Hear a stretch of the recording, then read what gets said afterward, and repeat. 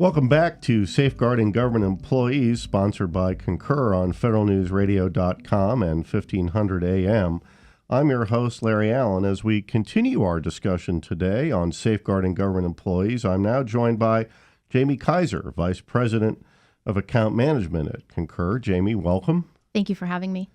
Jamie, one element that all federal agencies should take into account when employees travel is the duty of care an agency owes. That is, an agency has some level of responsibility for ensuring the well-being of its employees. In your discussions with both managers and line-level employees, how is the duty of care dynamic expressed?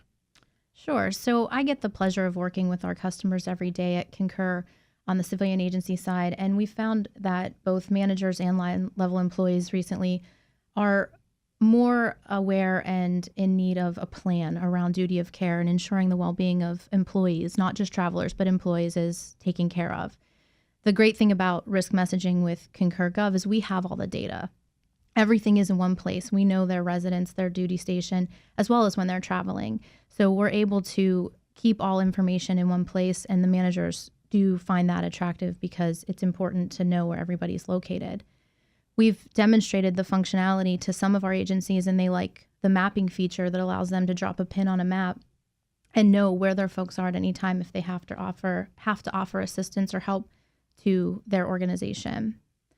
We have found that some agencies are a bit more reactive today, and by that I mean they ask for location reports after something happens, such as the recent events in Istanbul or in France. And we're trying to work with our agencies to be more proactive and to use the technologies that are available to serve the duty of care responsibility that they have.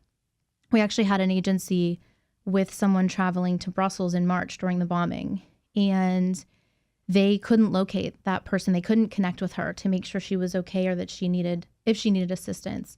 And that agency also rolled out risk messaging. They used that as a use case to say, when and if something should occur, can we get in touch with our employees with one or two-way communication? Can we offer assistance or help if they need it?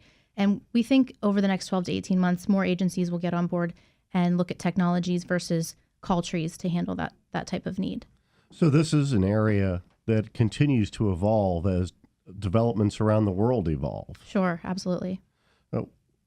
Talk a little bit about managers. Jamie Kiser from Concur. What do line-level employees say are their top concerns here? So I think being able to working for an organization, private or public sector, and knowing that the organization cares about your well-being is important to line-level employees. They want to know that if they're going to go out and travel for business for the agency, that they have reach back into to help if it's needed, or just alerts, just information about what's going on where they're traveling, which is also something we provide to them today. So, Jamie, what lessons learned have you developed on the best ways to communicate with employees and ensure that they are being provided with meaningful information and services? Sure. So there are really two driving factors that we look at in terms of lessons learned with communication. And the first is really the mobile workforce. And that is that folks aren't working within the four walls of their primary duty station these days. They're teleworking. They're incorporating alternate work schedule. They're hoteling from various locations. So it's imperative that we communicate wherever folks are working and located, and that we're able to get in touch with them as well as know where they are in the event of a crisis or to send alerts. The second thing is really the younger generation or the generation entering the workforce. These folks are communicating using social media and apps. They text and email. They're not going to be on the company's intranet or walking down the halls to see posters about important information going on in the agency.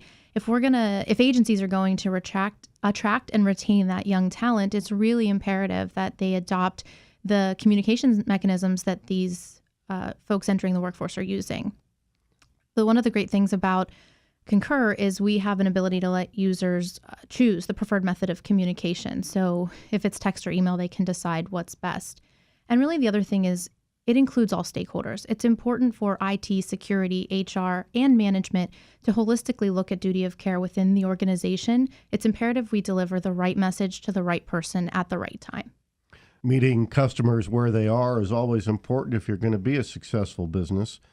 We're going to pause here for a short break. My guest today for this segment has been Jamie Kiser, Vice President of Account Management at Concur. You're listening to Safeguarding Government Employees, sponsored by Concur. I'm your host, Larry Allen, and you're listening to federalnewsradio.com and 1500 AM.